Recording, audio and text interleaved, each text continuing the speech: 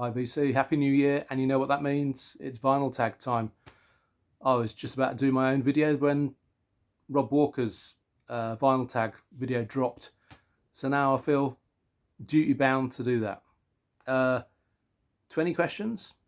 I've got at least 20 answers, and let's just get straight to it. I'll try and whistle through these quickly because otherwise I'm going to be here all night. Question 1. Favourite new release of 2022? Well, this one I changed my mind about it today. And it's partly because it's something I got for Christmas from my gorgeous wife. And I felt like it might be too soon to give us top billing for the year, but it's such a good album. And that's Sloan's Steady album. Absolutely love this. If you're familiar with Sloan, you'll know they kind of started out being a bit alt rock, a little bit grunge influenced, and they've become more and more melodic over the years. Always had a keen ear for a melody, and this album is just superb. It's right up my street. Fantastic bit of power pop, Beatle-esque, hard punchy guitars. There's the odd track, sounds like it's slotting quite nicely to Paul McCartney's Flaming Pie album, and I absolutely love it. And it comes on some really, really tasty purple vinyl. So, added bonus. So, thank you, Mrs. Shelfstacker. That's an absolute classic in the making, I think. Admittedly, I didn't buy too many new releases this year, so it wasn't up against more than maybe half a dozen other albums, but it's a really good one. Okay. Second question, the last band or solo artist that I saw live. Well, the last band I saw was Dirty Daisies. Not Dirty Daisies, the Dead Daisies. Where am I getting Dirty Daisies from? Dead Daisies. This is all I own by them. A freebie promo CD from Classic Rock magazine. But I've checked them out online many times, watched their videos, and just never quite got round to buying them on vinyl. But great band, ever-changing lineup. Bit of a super group. You've got ex-members of White Snake, and for a while John Corabi was singing with them, who'd one time had been in Motley Crue for one really good album. And now they've got Glenn Hughes on vocals, and my God, he was good. I'll stick a photo up here that I took at the gig, just give you a sort of feel for what it was like. So that was the last band I saw. And I thought, what the hell, I'll show you the last solo artist I saw as well, which just happened to be John Corabi. And I got a signed photo from him at the gig. And he played a tiny little venue in Tufnell Park in North London, the back hall of an Irish pub. And I think he was probably expecting a slightly healthier turnout than he got. He was just playing an acoustic sort of solo gig. And I think there must have been about 60, 70 people in the room. But it was a great night. He told lots of really great stories about his time on the road and his time with The Scream and with Motley Crue and his solo stuff. And yeah, really nice guy. Stuck around afterwards to sign autographs and chat to people. So yeah, decent gig. Question 3 is their first album was their best. Well, I've gone for ELP's debut. I'm a fan of ELP, but pretty much every album they've done, apart from this one, has one duffer track on it, which just spoils the flow. But this is their heaviest album, it's their darkest album, by far their most credible album. I mean, right from the start, the Barbarian just has this brutal organ sound, and I absolutely love it. And then you've got stuff like Take a Pebble, which is just a beautiful, beautiful song. Same with Lucky Man. Really, really great stuff. So if you've dismissed Emerson, Lake and Palmer before because you've not been a fan of Fanfare for the Common Man and things like that, give this one a try. You might like it. Then, what's up next? Oh yes, a hat trick. So I need to show the vinyl album, CD and cassette, all of the same album. And it just so happens, early on in my music buying years, I bought Deep Purple in Rock on cassette. Then I picked up the remastered special edition CD with extra tracks, which came out sometime in the 90s, I guess. And of course, I have the original vinyl pressing as well. One of my all-time favourite albums, and most definitely my favourite Deep Purple album. Okay, question number 5. An album whose title starts and ends with the same letter. And I've gone for Younger Than Yesterday by the Byrds, which is probably up there with my favourite Byrds albums. It's a nice, subtly psychedelic album in places. Really good one to check out.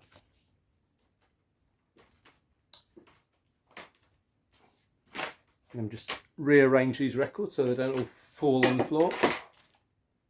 Right. Next question. Question 6. Is an LP born in the same year as me?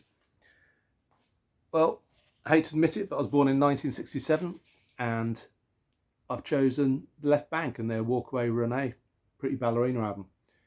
This is a reissue, came out for Record Store Day, I think in 2018. Really good pressing. This is a classic of Baroque pop. Love, love, love this album.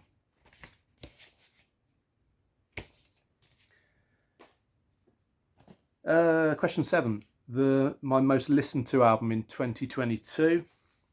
I'm guessing it's probably this, and I've not shown this on the VC before, but it's Brent Cash and his How Will I Know If I'm Awake album. This is a great piece of sunshine Baroque power pop, heavily indebted to Brian Wilson. It's in the same ballpark as the Wondermints. There's a fair bit of Burt Bacharach on here, I suppose. It's pretty loungy, lush, 60s sounding, Californian. There's a kitchen sink production on here. Definitely one for people who are into ambitious power pop. And I discovered this completely by accident. It was dirt cheap in a charity shop, a sealed copy. And God, am I glad I took this home. Such a good album. I've played this to death. Then, question 8 is my most listened to artist in 2022.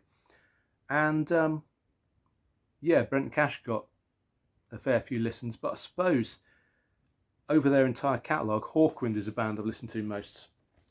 And this is one of the albums I picked up by them this year, which is their full gig at the Roundhouse in 72. I mean, previously this part of their set had been released on the Greasy Truckers album with bands like Man and Brinsley Schwartz, but you get the whole set here, warts and all. No pun intended. Lemmy was in the band, and yeah, it's a great album, great listen. And I've been, listened to an absolute ton of Hawkwind this year.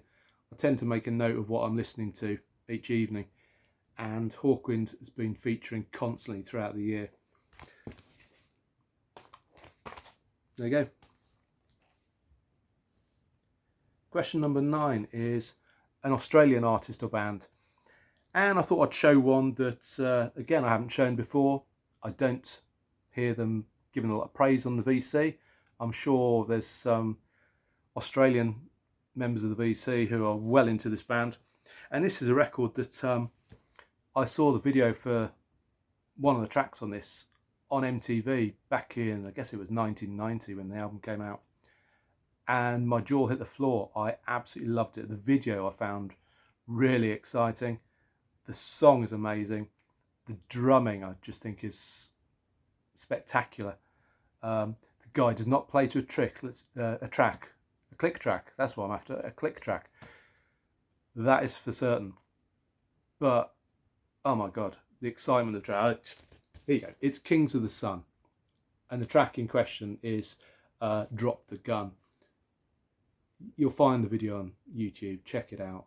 Perhaps it won't hit you like it did me, but all I know is I went out and bought this album the day after seeing it, and I've been completely hooked on it ever since. Great Aussie band, like all Aussie, or a lot of Aussie bands. It has that real sort of rootsy hard rock sound, you know, whether you're thinking Cold Chisel or AC/DC or the Angels or whoever. Such a good band. And the drummer, I think his name's Jeff Hode, or is that the singer? He's one of the Hode brothers anyway. I think he's amazing. Okay, what's up next? Question 10. A surprising purchase of 2022. Well, I wasn't quite sure how to interpret this question. And then I remembered that I bought something off Discogs. It's a Grail. It'll appear later in this list. And I'd kind of bundled it in with another record this seller had. Thinking, yeah, I'll give that a listen. And when my package turned up, there were 3 albums, not 2 in the package. And he'd sent 2 albums to replace the one he couldn't find. Now, what I'd ordered was a Quintessence album. And he couldn't find that, so he bunged a couple of other albums and said, I hope you like these. If you don't, no problem. And I love what he sent me. I think he actually ended up reimbursing me for the one he couldn't find as well. So I got these 2 free of charge, which was, I didn't ask for that, but that's what the guy did. And he sent me East of Eden's, it's called New Leaf album, which is really good. I was listening to this earlier today, and it's not quite got the sort of ethnic, progadelic sort of feel of their earlier stuff. It's far more rootsy and bluesy, but they do it so well. There's a fair bit of violin in here as well, and some horns, but it's really good stuff. I mean, it reminds me, I suppose, it's in sort of ballpark of some of the best sort of Joe Cocker or the bands, that kind of thing. So really been enjoying that. And the other one he sent me, free of charge as it turned out, was Jefferson Airplane album that I didn't have, Long John Silver, and it's the sleeve that can be turned into a sort of box to hold your cigars. You know, it's one of those fold-out sleeves, a bit like Alice Cooper's Schools Out, and it's never been turned into the box. I'm not going to do it now to demonstrate, but that was one I didn't have, and very pleased to have that. So a nice surprise. Okay, question 11. An artist or band that's complete in my collection that I own everything by. Well, I've stopped being a completist because I found myself holding on to albums I didn't really like just because it was by a band who, on the whole, I was a big fan of. But there are exceptions, and they tend to be the people who didn't put out many records. So the band I've chosen is Lone Star. I have their first album, I have their second album, which doesn't show up well because of all the glare. But these are 2 fantastic hard rock albums that featured Paul Chapman, who later went on to play with UFO. And yeah, I've loved these albums for many, many years. I think probably since hearing a track, Bells of Berlin, on the Friday Rock Show. And yeah, it's hard rock with a prog edge, and it's absolutely superb. And I do have, I think, pretty much everything recorded, because they put out this unreleased album a number of years ago now, about 2002 this came out, called John Sloman's Lone Star, Riding High, the unreleased album. And the quality is rough. There's no attempts to make it really polished enough for release, but it's good to hear the songs, and they would have been great tracks to hear properly produced, that's for sure. And I've also got this, which is Lone Star BBC sessions, Radio 1 Live, recorded at the Paris Theatre, London in 1976, and Queen Mary College, London in 1977. And that's quite a tough one to track down. It's a reasonable price these days. So there you go. Lone Star. I own everything they've got, perhaps with the exception of the odd 7-inch single. Number 12 is a great run of 3 albums. What better run was there than AC/DC with Power Age,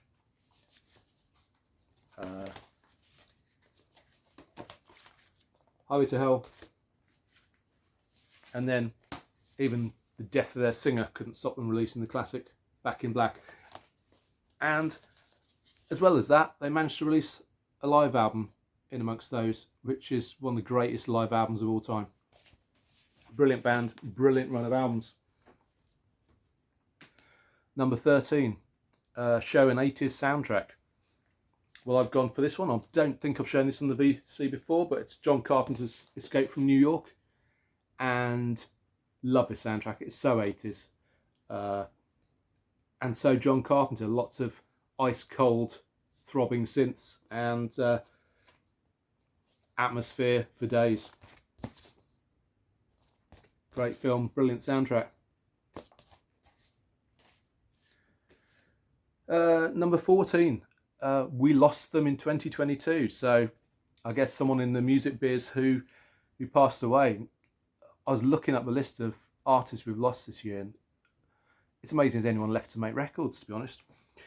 So I've gone for Burke Shelley, a budgie. I loved Budgie. Only got to see them once. I saw them, must have been about 1982, I think it was, when they did the Deliver Us From Evil tour. And they were superb. Saw them at St Albans City Hall. There's Burke Shelley, with that very distinctive look with his mane of hair and his thick glasses. And distinctive sounds, because he had a kind of voice a bit like Geddy Lee from Rush, I guess. Could have picked any of their albums to show, but I thought I'd grab this one because it doesn't get shown that often. I always loved that kind of homage to Planet of the Apes, Planet of the Budgies. So yeah, we lost Burke Shelley. Sad loss. But I thought I'd show another couple of albums, and we lost an artist as well, an album cover artist, a guy called Ken Kelly. And he was known for albums like Rainbow's Rising album, which I always thought was a fantastic looking sleeve, very dramatic. And he did a couple of Kiss albums as well, including Love Gun. So there you go. Ken Kelly. Number 15 is a disappointing purchase in 2022. Been one or two, but I plumped for this one because it's the one I probably paid most for out of my disappointing purchases. And it's ABBA's Voyage album. And I must admit, I've only played this once, but the fact I haven't played it again just shows how disappointed I was with it. Nothing about it really grabbed me. It felt a little bit cheesy in places. I mean, okay, it is ABBA, I appreciate that. But I love ABBA. I love their 70s stuff, but nothing grabbed me like that. And there's the odd kind of, seem to remember some sort of Celtic moves on here and stuff like that. It just sounded wrong, coming from a Swedish sort of loungy pop act. Obviously, I will revisit it, and I'm sure something will stick at some point, but I was expecting big things of this. Even the artwork, I think, is really lazy and naff, but I know a lot of people do love this, so I will certainly give it another try. Okay, number 16 is show a non-vinyl purchase. And I thought about showing a CD, but I thought, no, it just has to be music related really, doesn't it? It doesn't even say that. I could show I don't know, some groceries or something, it doesn't matter. But I've gone for a band promo photo, which is, I think I've said before, I collect promo photos. Particularly like to get early ones if I can. And I've been after a promo photo of UFO with Michael Schenker in the band for a long time. And I saw this one a few weeks ago, and I couldn't believe it had a buy it now price of like £7 or something. And I leapt on it. And that is a really early promo photo. It's got the old UFO band logo. I mean, Pete Way looks about 16 in the photo. Michael Schenker seems to have borrowed his sister's clothes, and Paul Chapman is in the band. And Paul Chapman joined UFO full time after Michael Schenker went AWOL in 78, I think it was. But this is a promo photo from 1974, and Paul Chapman was only in the band for about a year at that point, and he just joined as a touring guitarist after the Phenomenon album came out. So this was a real moment in time, you know. You didn't see these two in the band together for very long at all. So I tell you what, I'm as excited about owning this as I am about any of the records I've got this year. I'm going to get this framed very soon, get it on the wall and take pride of place. £7. I couldn't believe it.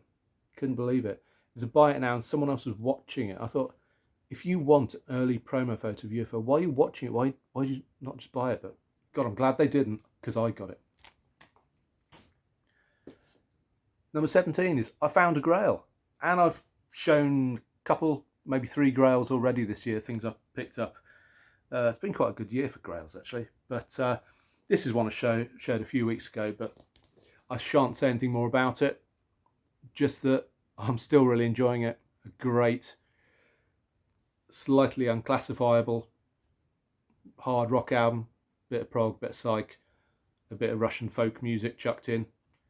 Fair dose of humour. But it's a really, really great album. Question 18 is a space-themed album sleeve or song.